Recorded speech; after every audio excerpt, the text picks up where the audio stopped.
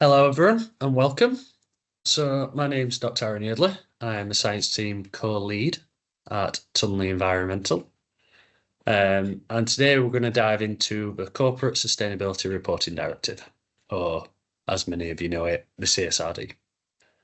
So by the end of this session, hopefully you'll all have a solid grasp of CSRD, its environmental reporting demands, and we'll break down the 5 key environmental standards. That's E1, E2, E3, E4, and E5. So E1 all the way through to E5. You'll learn the steps to kick off your CSRD journey, including planning for compliance, and a big part of it will be the Double Materiality Assessment, which determines what really matters for your company. So, without further ado, probably want to think about what is CSRD. Well, CSRD stands for the Corporate Sustainability Reporting Directive. It was actually adopted all the way back in December 2022, and it elevates sustainability reports to the same level as financial ones. It demands really detailed transparency on real-world impacts. So it's not just a box-ticking activity anymore. It's all about accountability, and it's all led through the double materiality. So it requires you to assess how sustainability issues affect your company financially, as well as how your operations impact society and the environment. Why is this so important? So the CSRD is so important because it enables true sustainability reporting.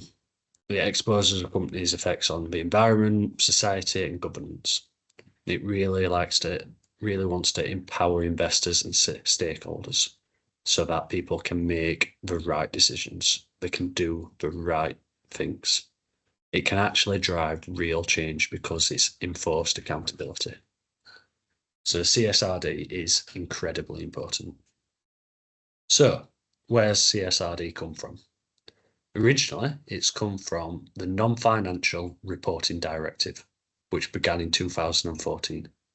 The NFRD required large public interest companies to report basic non-financial information, such as the environmental impacts. So around 11,000 firms, the public interest companies with over 500 employees, essentially those firms had to report different environmental impacts, but it fell short on consistency and depth. So many different companies were reporting different environmental impacts. They didn't know which ones were important for them. And essentially the CSRD has been a major upgrade on this. So to begin, it mandates double materiality. So we can capture both inward and outward effects. It ensures reports drive actual genuine change. And on this slide, we'll be able to really compare the old way to the new upgrade. So the scope has changed. The scope, it's gone from quite a narrow scope to a more to a larger one, which also increases as time goes on. So it's expanded massively to around 50,000 firms, and it enforces the ESRS standards, and it ensures that it insists on double materiality, and that ensures that companies look at both the risks to them and to the environment. So it's looking at it from both angles. Assurance is now required, so it boosts trust, and this all together shifts CSRD to be a major game changer for transparency. Right now, it applies to large EU companies, so listed SMEs and even some non-EU firms. It's many public interest entities, and essentially it will change as time moves on. And you can see this in the next slide. So here we've got the phased rollout, and you can see right now that it's wave 1 with a large public interest enterprises, those with over 500 employees, and that is 24-25. There is, however, a stop clock where delays may, well, definitely will occur, but this should not impact it eventually happening. So you can see that wave 2 will then come in 2027 and wave 3 until finally non-EU companies also have to report. So what is a double materiality assessment? It essentially breaks down what's important in terms of the environment, social and governance pillars. For each, we can identify the topics which are really impactful for each business. So under CSRD, this process must be rigorous, it must involve lots of data, it must involve lots of stakeholders, and really pinpoint what gets disclosed in your reports. At Tunley, we start with a DMA by surveying the stakeholders and internal employees. We'll proceed with interviews so that we can score using certain formulas. What we want to look at is what is impactful for a company in terms of the company's impact on the environment, but also we want to look at the financial materiality as well. And here we can actually see what the results might look like. So this chart specifically shows example data plotting the financial materiality against the impact materiality. Topics in the upper right are material. So these are ones which are both impactful and financial. And these ones must be reported under CSRD. Anything you find in that top right side of the matrix is basically the topics which must be completed. Next, I'd like to introduce you to Emily, who will go through the climate change, E1. Thanks, Aaron. So I'll tell you guys a little bit about the climate change category, E1 in CSRD. So to start, you might be asking, what is the main purpose or the goal of this category? Essentially, what CSRD is trying to do on this broad category of climate change is put together a standard way that companies can report and disclose different climate change categories, including things like greenhouse gas emissions, climate-related risks and opportunities, and any targets or plans you might have or be developing internally.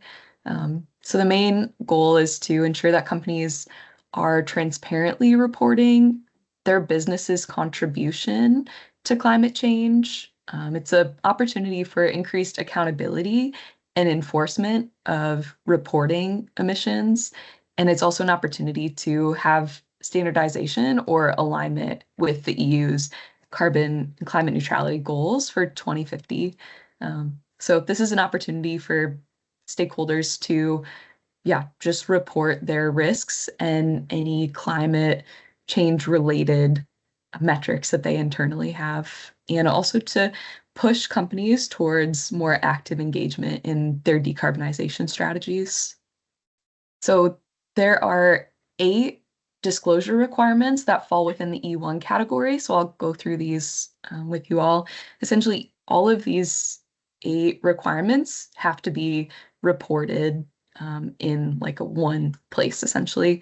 So the first disclosure requirement is a transition plan for any climate change mitigation. Or the second disclosure is looking at policies that you have internally around climate change adaptation and mitigation. The third requirement is any actions or internal resources that are available and being put towards climate action. Also having formalized climate targets, so setting science-based targets for greenhouse gas reduction are required as a part of CSRD E1, including scopes 1, 2, and 3 targets. The fifth disclosure requirement is on your energy consumption and the breakdown of renewables versus non-renewable sources. The sixth one, essentially important to include the methodologies so that it's really transparent how you're quantifying your carbon dioxide equivalencies as an organization. The seventh is looking at carbon removals and offsets. The last disclosure requirement is about climate relating financial effects and any internal carbon pricing you might be using, some opportunities or ways that you might Here, essentially, these disclosure requirements packaged up are in some things like carbon accounting. Additionally, from this, you're able to put together your net zero roadmap, where you can work to develop a specific map. And then finally, these are long-term actions. These aren't things that are going to happen overnight for your organization. So it's really important to think and intentionally plan out how you can take action over the long term as well as the short term. And I'll pass it over to Nathan to talk about pollution. Hello, good afternoon, everyone. Quite an exciting topic here, pollution, the second ESRS topic. Essentially, it's one of the core standards under the CSRD. And again, we saw the double materiality assessment a few slides back. This applies to all companies where the pollution aspect has been identified as material. So it would be typically heavy industry, pharmaceutical, chemical companies, etc., where a lot of this will be probably most relevant for. But this is actually quite a broad topic, and it covers any pollution, any emissions of pollutants to air, water, soil. And also, if any of you are familiar, REACH, the inventory of hazardous substances, it covers that as well. So it's supposed to be quite a holistic framework to quantify, identify, manage, disclose, and then reduce your pollution, essentially. And it aligns with what we call the EU's Zero Pollution Action Plan. It follows the standard protocol of the other ESRS module. So you've got a framework on what to disclose and what to discuss. So number one, policies. So this is where a company must disclose and write about internal policies that they've got to control, reduce pollution to the environment. Actions and resources. So what actions are you taking as a company to reduce your pollution? Targets, quite an interesting one. This is where you set a quantitative target. So you can use various things such as, we'll touch on them, scientific thresholds. Emissions, this is essentially a bit like a greenhouse gas inventory, but it's a inventory of all of the emissions to air, water and soil. Then you've got E5, which is 2.5, sorry, which is your substances of very high concern. Essentially, if you're used to REACH, which is both UK and EU legislation, it's disclosing this and what you essentially do with these chemicals on the controlled REACH list. Financial effects ties in with the rest of CSRD. How does pollution influence your revenue? Have you had any fines within the past year? Any lawsuits? Bit of the scope. What is in E2 pollution? I've discussed a little bit of what it is, but not really what the scope is. So there's a fantastic list and online, which is called the EPRTR list. It's essentially all of the pollutants, and there's actually some quite good examples on there of facilities and what pollutants they release. One very interesting thing is microplastics. There's a framework in there, if this is material, to disclose intentional and unintentional releases of microplastic. And then, of course, disclose REACH. Your substances of very high concern, which is exactly what's on the REACH registry already. Pollution data.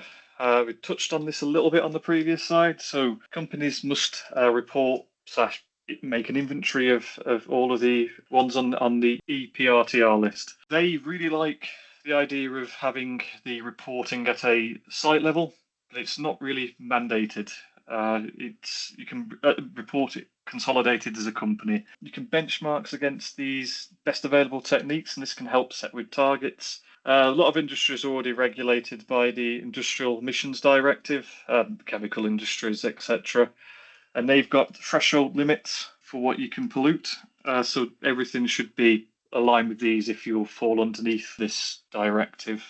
Setting targets, you can use those targets which I just said earlier, but you can also set targets in a few different ways. You can look at scientific methods such as the World Health Organization, nutrient loads, etc. You have to declare whether these are legal thresholds, such as following the best available techniques, which would be a legal framework, or you voluntarily adopted them. So you've looked at your emissions over the past few years and you've set targets to reduce them, a bit like what you do with carbon accounting. The typical things, you site level pollutant inventory, so this is helping establish and create the inventory for all of the pollutants. Substance mapping, policy and strategy. So this is pollution policy and action plan. Science-based target framework, so we can set science-based targets for your emissions inventory. Tools as well, which is quite useful. So emissions tracking models / spreadsheet. So training, so there's a great one. Workshops, so we can basically provide training on in more detail than this on the pollution aspect, and then disclosure support. So if you've got a full report, we can either draft it or we can review a full report draft. Now I will introduce you to Dr. Gareth Davies, who will talk about the water and marine resources. Thank you very much, Nathan. So I'm going to be talking you through E3 on water and marine resources. I'm the expert on water here at Tunley. Whilst water and marine resources are a core area standard for the ESRS, you should only report on it, like Nathan said, if it's identified as material for your double materiality assessment. So this is companies such as they work in mining or agriculture or chemicals or pulping and paper, maritime, energy generation. You got to think the industries that are actually having a significant material impact on water.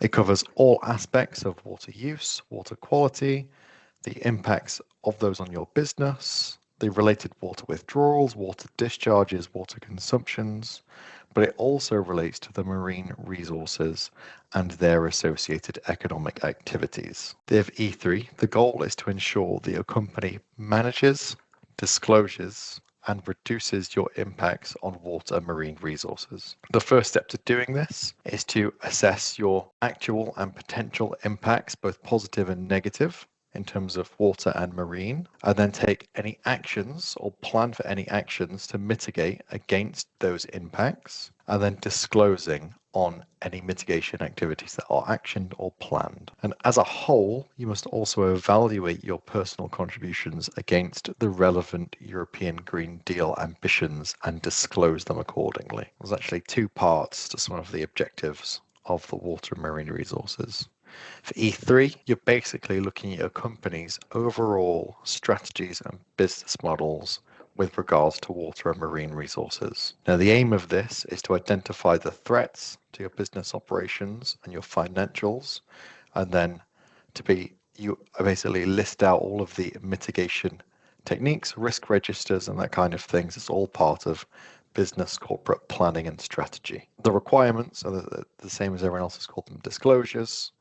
That they're what you need to achieve in order to meet what's needed for E3 if it's met as material for your organization. So we've got 5 separate objectives that are listed here. They're all the same, E3.1, E3.2. You'll find them when you go to the legislation. You can see them listed quite clearly on what you need to do. I'm now going to pass you over to Dr. Alejandra Zazueta Lopez, one of our biodiversity experts, to talk more about the marine resources aspect. Thank you, Gary.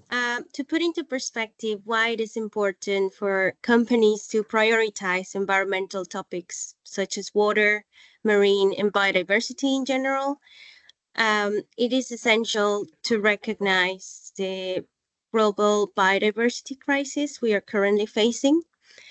Biodiversity has declined dramatically since the 70s across all types of ecosystems. There has been an 85% decline in freshwater, 69% in terrestrial, and 56% decline in marine biodiversity. So businesses, activities, and human life depend on nature and ecosystem services, and we have the responsibility to preserve and restore what we take from nature. ESRS E4, Biodiversity and Ecosystems. ESRS E4 reports on biodiversity loss, ecosystem degradation, landscape impacts, and restoration efforts, ensuring companies integrate biodiversity considerations into corporate decision-making. This is in alignment with international biodiversity frameworks such as TNFD, Science-Based Targets for Nature, the Biodiversity Plan, the Nature Positive Initiative, and the Kunming-Montreal Biodiversity Framework. There are 6 key disclosure areas in ESRS E4. So these are E4-1 transition plan, E4-2 policies, E4-3 actions, E4-4 targets, E4-5 metrics, and finally the financial effects. So I will now explain what this means for biodiversity and ecosystems specifically. So in E4-1, the transition plan requires companies to present a clear roadmap or transition plan for reducing the negative impacts on biodiversity and ecosystems and aligning their strategies with the international targets. In E4-2 focuses on the policies that your organization has already in place to address biodiversity and ecosystems across your operations and value chain. For E4-3, it is needed to disclose concrete actions taken and resources allocated to achieve biodiversity goals. E4-4, the targets requires measurable biodiversity targets being set. E4-5 incorporates quantitative and qualitative metrics used to measure your company's impact on biodiversity. And finally, E4-6 discloses how biodiversity-related risks and opportunities might impact their financial performance, including physical, reputational, and transitional risks. In order to assess biodiversity baseline, risks, and impacts, we use tools and databases such as NCORE, WWF Risk Filter, LCIA Input-Output Model, IUCN Red List of Endangered Species, and the SDG Compass for Target Alignment. We will apply the LEAP guidance developed by TNFD, which includes a 4-phase approach. Locate, evaluate, assess, and prepare. And at Tunley, we can support your company to comply with ESRS E4 biodiversity and ecosystems by measuring your biodiversity baseline and doing a gap analysis to identify potential improvements. We can create a roadmap to nature positive aligned with CSRD nature strategy and stakeholder engagement. We can deliver a compliance report focusing on the 6 disclosure areas applicable to E4, and we can provide ongoing support for compliance and reporting requirements. This is all for my part in E4. I will now pass to Dr. Yashi, who will talk about E5. Thank you. Thank you very much, Dr. Alejandra. So I'll be walking you through ESRS, that is the European Sustainability Reporting Standards related to E5, which is about resource use and circular economy. So I think most of us are familiar to this jargon of circular economy. It is an economic system that is designed to keep materials and products in use for as long as possible. This system is heavily reliable on renewable energy and secondary resources with the aim of cutting greenhouse gas emissions embedded in products. So in short, it is a shift from a linear model to a loop. Now let's see what exactly companies are basically motivated to do around E5. They are encouraged to design products and business models that allow reuse and have long lifespans. The idea here is to reduce dependency on scarce resources, to manage products across several life cycles, and to respect nature by focusing on regeneration. This framework is not only about compliance, but also to reduce risk from resource scarcity and create new business opportunities. Moving on to the next slide. So unlike the other ESRS E1 to E4, E5 also contains disclosure requirements. There are 9 in total. I will just outline the important elements to remember. So firstly, material use and efficiency, where companies must disclose the types of and quantities of raw materials they use and how efficiently these are being managed. The next three disclosure requirements, they move to waste and circularity performance. So next slide, please. These talk about waste and circularity performance, where organizations need to report how much waste is being generated, the fraction which is being reused, recycled, or recovered, and how much of these waste actually go to the landfill or for incineration. So this shows whether companies are keeping materials in the loop or losing these materials. Also, the disclosures must explain whether the products are designed to last, to be repaired, or recycled at the end of their service life. This is key because circularity starts at the design stage. So the next disclosure requirements, moving on to the next slide, they are more concerned with resource and financial implications. Companies must show how much they rely on secondary or renewable resources rather than on virgin, fossil-based, or scarce raw materials. And lastly, that is not just about numbers in isolation. Companies need to explain how these practices connect to their business strategies and what risk and opportunities they see. For example, risk of resource scarcity or any opportunity to reduce cost, create new markets through circular design. So reporting under E5 is both quantitative and qualitative. It is not just about showing the data, but also the story behind the data. Moving on to the next slide, we will be able to see what are the sectors that are concerned with E5 reporting. So basically, this construction, manufacturing, the textile, F&B, and chemical industries have particularly high resource use. But even we see that service-based sectors are expected to think about resource use in their operations and value chains. For example, an insurance company will also be linked with E5 reporting. The point here is that circularity affects everyone, not just the heavy industries. Moving on to the next slide. We see that for any organization, there are certain zones in the value chain where resource impacts are greatest, maybe during raw material extraction, the production, or at the end of the product's life.